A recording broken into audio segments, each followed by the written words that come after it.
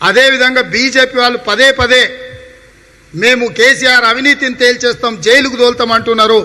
నేను కిషన్ రెడ్డి గారికి, బండి సంజయ్ గారికి సూటిగా సవాల్ విసురుతున్నా. బినామీ యాక్ట్ పర్ఫెక్ట్గా ఇక్కడ అప్లై అవుతుంది.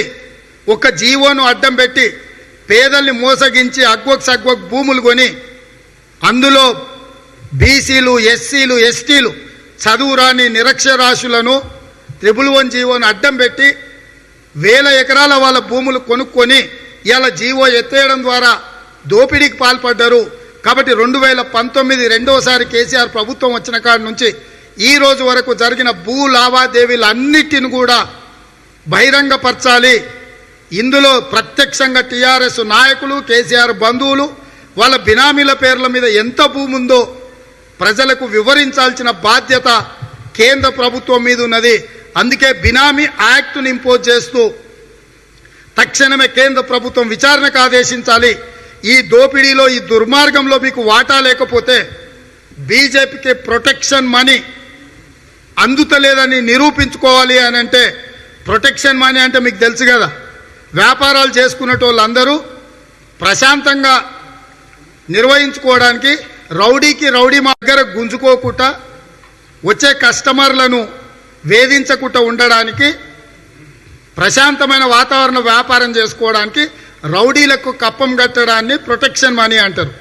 ఇవాళ టీఆర్ఎస్ బీజేపీకి ప్రొటెక్షన్ మనీ ఇస్తుంది. ఎందుకంటే వీళ్ళ మీద కేసులు పెట్టొద్దు, వీళ్ళ దోపిడీని అడ్డుకోవద్దు, వీళ్ళ దోపిడీ మీద విచారణ చేయొద్దు, అవినీతి మీద చర్యలు తీసుకోవద్దు. ఇది వీళ్ళిద్దరి మధ్యలో ఉన్న ముసుగు.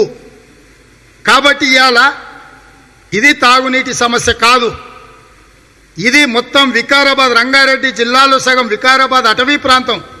మృగనయని మీకు తెలుసు, ప్రపంచంలో ఉండే అత్యంత విలువైన వన్యప్రాణులు అక్కడ ఉన్నాయి, అరుదైన వన్యప్రాణులు అక్కడ ఉన్నాయి. ఆ చుట్టుముట్టూత ఇవాళ 50 అంతస్తులు, ఎకరాకు 5 లక్షల స్క్వేర్ ఫీట్ లాగా 50 అంతస్తుల అపార్ట్మెంట్లు ఆకాశ హర్మాలు వస్తే అక్కడ పెట్టుకునే ఏసీలు, అక్కడ వచ్చే పొల్యూషను, అక్కడ వచ్చే డ్రైనేజు, అక్కడ తిరిగే వాహనాల కాలుష్యం వల్ల మృగనయనిలో ఉన్న ఏ ఒక్క జీవరాశి కూడా బతకదు. Ground water pollution, soil pollution, water pollution, air pollution, ఇన్ని పొల్యూషన్లు అయినాక వాతావరణమే అసలు కింద మీద అయిపోయి ఎన్విరాన్మెంట్ మొత్తం ఇన్బ్యాలెన్స్ అయితే ఆ మృగనయనిలో ఉండే ఏ జీవరాశి కూడా బతకదు. ఇది విధ్వంసం. వీటన్నిటిని నిర్ధారించుకుంటూ ఎన్జీటీ, సుప్రీంకోర్టు కేటగారికల్ డైరెక్షన్స్ ఇచ్చి వీటిని ఇంప్లిమెంట్ చేయమని ఒక కమిటీని కాన్స్టిట్యూట్ చేసింది. పీరియాడికల్ ఇన్స్పెక్షన్స్ చేసి రిపోర్టును మాకు సబ్మిట్ చేయండి అని చీఫ్ సెక్రటరీకి డైరెక్షన్ ఇచ్చింది. కానీ దురదృష్టవశాత్తు అదే చీఫ్ సెక్రటరీ సోమేష్ కుమార్, అరవింద్ కుమార్ ఈ విధ్వంసానికి కారణమైనరు. 2014లో వేసిన పిటిషన్ మీద ఎన్జీటీ డైరెక్షన్ ఇచ్చింది. చీఫ్ సెక్రటరీని, మున్సిపల్ ప్రిన్సిపల్ సెక్రటరీతో పాటు ఇతరులను వేసి ఒక కమిటీని వేసి ఇది మొత్తం పర్యావరణాన్ని కాపాడడానికి అవసరమైన చర్యలు తీసుకోవడానికి వేస్తే ఆ చీఫ్ సెక్రటరీ సోమేష్ కుమార్, అరవింద్ కుమార్ మొత్తం జీవోనే ఎత్తేసేయండి అని అదే రిపోర్ట్ ఇచ్చారు. వీళ్ళిద్దరిని ఊరేసిన గల్ఫ్ కంట్రీస్లలో మనం చదువుతుంటాం, అవినీతి పరులను, దోపిడీకి పాల్పడ్డాలను రోడ్లో నించోబెట్టి కట్టేసి రాళ్లతో కొట్టి చంపుతారని మనం పుస్తకాలు చదివినాం. చూడలే, అమరవీరుల స్తూపం దగ్గర సోమేష్ కుమార్ను, అరవింద్ కుమార్ను, కేసీఆర్ను, కేటీఆర్ను నలుగురిని ఒక గుంజవాతి గుంజ కట్టేసి రాళ్లతో కొట్టి చంపినా కూడా తప్పలేదు. వీళ్ళు చేస్తున్న నేరం. రేపు భవిష్యత్తులో మన భవిష్యత్ తరాలు బతకవు. మన కళ్ళ ముందరనే ఇంత విధ్వంసం జరుగుతుంటే రేపు మన పిల్లలు, వాళ్ళ పిల్లలు మనల్ని ముఖం మీద ఊంచుతారు. నలుగురు వ్యక్తుల ధనదాహం కోసం ఇంత పెద్దమైన దుర్మార్గమైన నిర్ణయం ఇది. ఇవాళ పైన వచ్చే వర్షాలు ఇంకా పెరిగిన నిన్నమన మీరు చూసారు. హైదరాబాద్ ఏ చిన్న వర్షం వచ్చినా మొత్తం జలమయం అయిపోతుంది, పిల్లలు కొట్టుకపోతున్నారు. కనీసం ఆ పైన కురిసే వర్షాలకు అక్కడ నిర్మాణాలు లేకపోవడం వల్ల గ్రౌండ్ వాటర్ ఇంకి నీళ్లు హిమాయత్ సాగర్, ఉస్మాన్ సాగర్ల అక్కడ పట్టుకొని గొలుసుకట్టు చెరువులు దాని కింద నిర్మించడం వల్ల నీళ్ళని చెరువుల నుండి కిందికి వరద రాకుండా నియంత్రిస్తున్నాయి. ఆల్రెడీ హైదరాబాద్లో చాలా వరకు చెరువులు మాయమైపోయినాయి. హైదరాబాద్కు లేక్ సిటీ అని పేరుంది. బెంగళూరుకు గ్రీన్ సిటీ అని పేరుంది, ఢిల్లీకి పొల్యూషన్ సిటీ అని పేరుంది.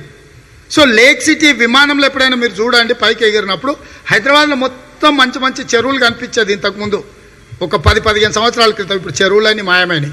చివరికి ఇలా వరదలు వచ్చే వికారాబాద్ ప్రాంతాన్ని కూడా మొత్తం కాంక్రీట్ జంగిల్ చేస్తే ఇక ఏం మిగలదు. ఇవాళ ఇళ్ళకి నీళ్ళు వచ్చినాయి, రోడ్ల మీదకి నీళ్ళు వచ్చినాయని మీరు అందరూ పేపర్లలో ఎత్తుంటే నాకు నవ్వొస్తుంది. రోడ్ల మీదకి ఇళ్ళకి నీళ్ళు వస్తలేవు, నీళ్ళు ఉండే. రేపు ఇవాళ వికారాబాదు ప్రాంతం ఈ 111 ఎత్తేస్తే ఆ ఏరియాలో పడ్డ వర్షం నీళ్ళన్నీ కాంక్రీట్ జంగిల్ అయిన తర్వాత ఎక్కడికి పోతాయి? అవి నీరు పళ్ళం ఎరుగున అని చెప్పారు. నిజం దేవుడు ఎరుగును, నీరు పళ్ళం ఎరుగున అని పెద్దలు చెప్పారు. నీరు పళ్ళం ఎరుగున అంటే చక్కగా హైదరాబాద్కు వస్తాయి. ఇంకా హైదరాబాదును రక్షించే మెకానిజమే లేదు.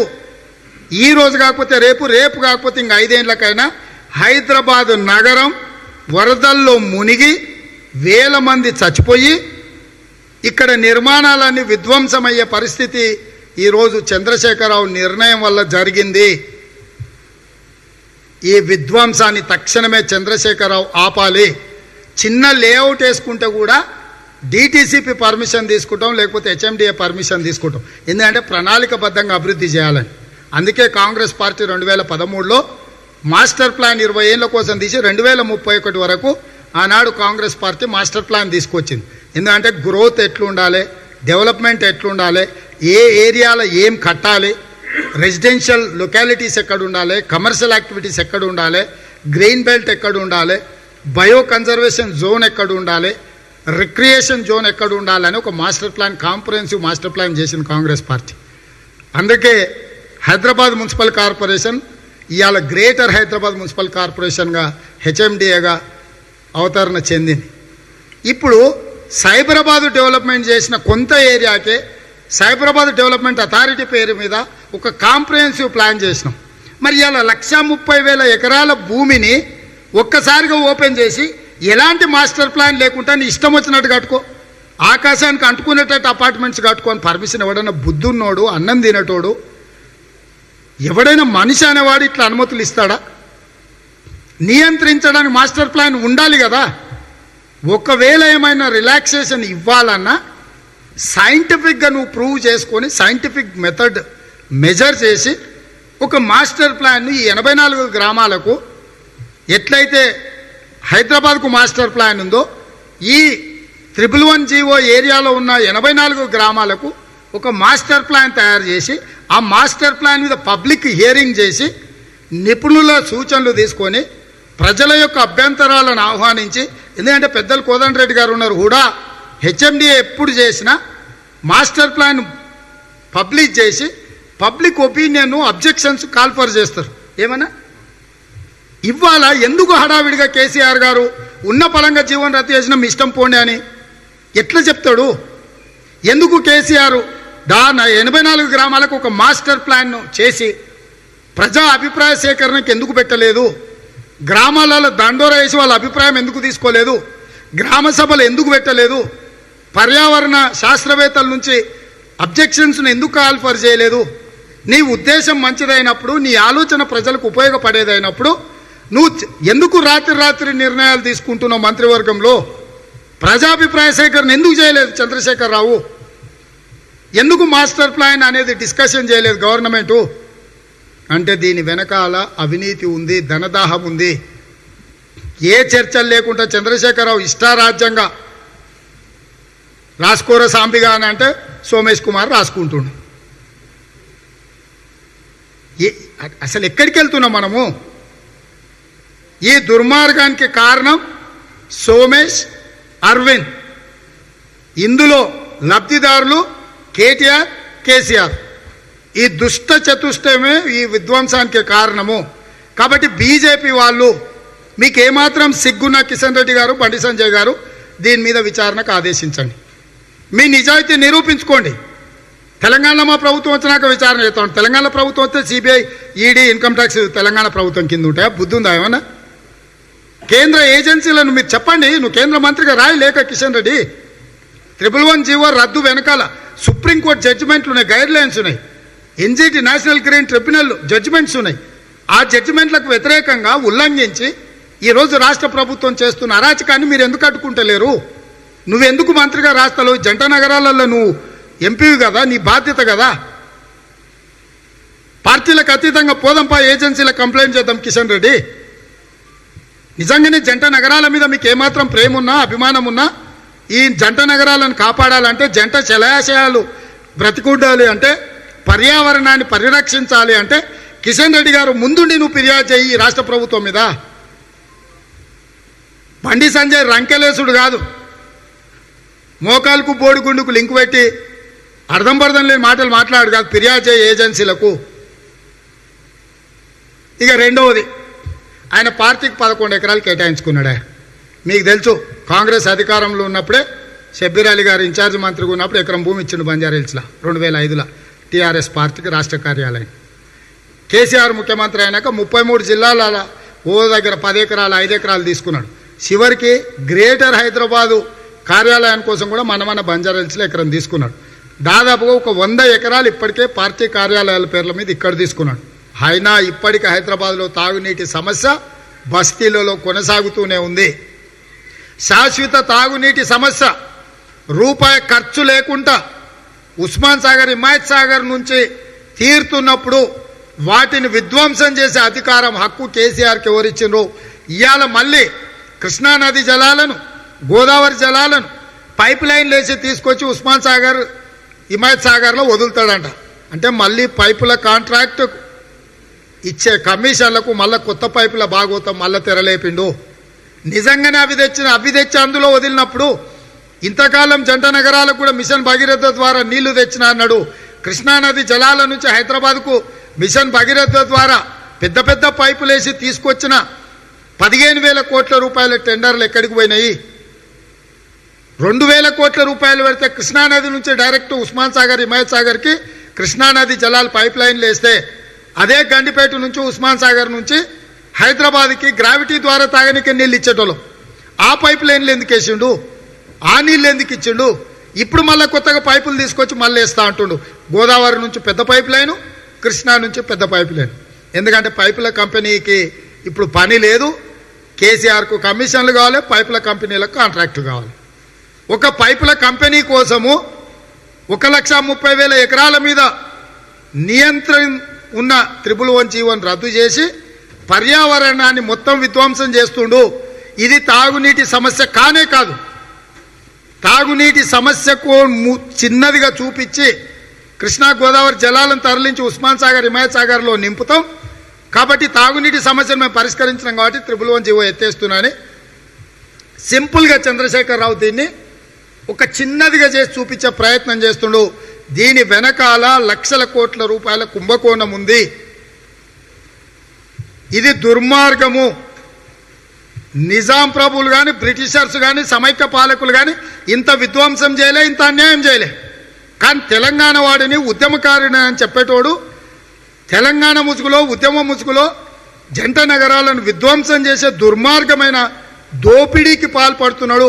బందిపోటు దొంగలనైనా క్షమించవచ్చేమో, దావుద్ ఇబ్రాహింనైనా ఏమైనా క్షమాభిక్ష పెట్టవచ్చేమో కానీ చంద్రశేఖరరావును, తారక రామారావును ఈ సమాజం క్షమించకూడదు.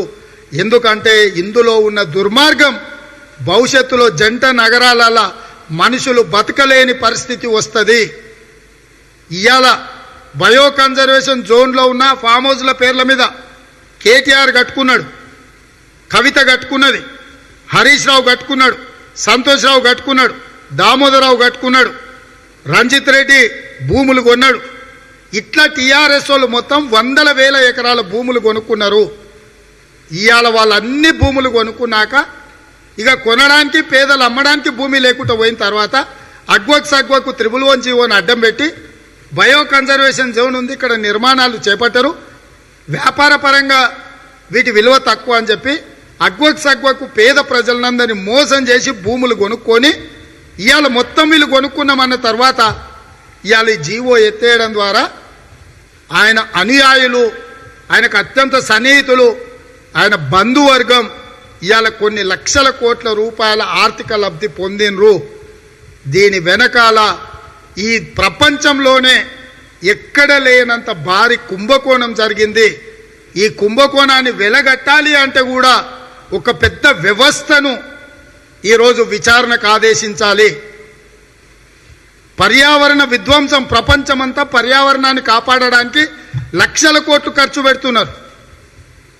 ఇవాళ ఒక్క జీవోను ఒక్క కలం పోటుతోని లక్షల కోట్ల రూపాయల ఆదాయాన్ని కేసీఆర్ సమకూర్చుకుంటున్నాడు. ప్రపంచమంతా పర్యావరణాన్ని కాపాడడానికి లక్షల కోట్ల రూపాయలు ఖర్చు పెట్టి పర్యావరణాన్ని పరిరక్షించడానికి ప్రయత్నం చేస్తుంటే ఒక్క కలం పోటుతోటి లక్షల కోట్ల రూపాయలు సంపాదించుకోవడానికి ఇవాళ 111 జీవోను రద్దు చేసి ఈ విధ్వంసానికి దారులేసింది చంద్రశేఖరరావు. ఈ విధ్వంసం వెనకాల భారీ భూ కుంభకోణం ఉన్నది.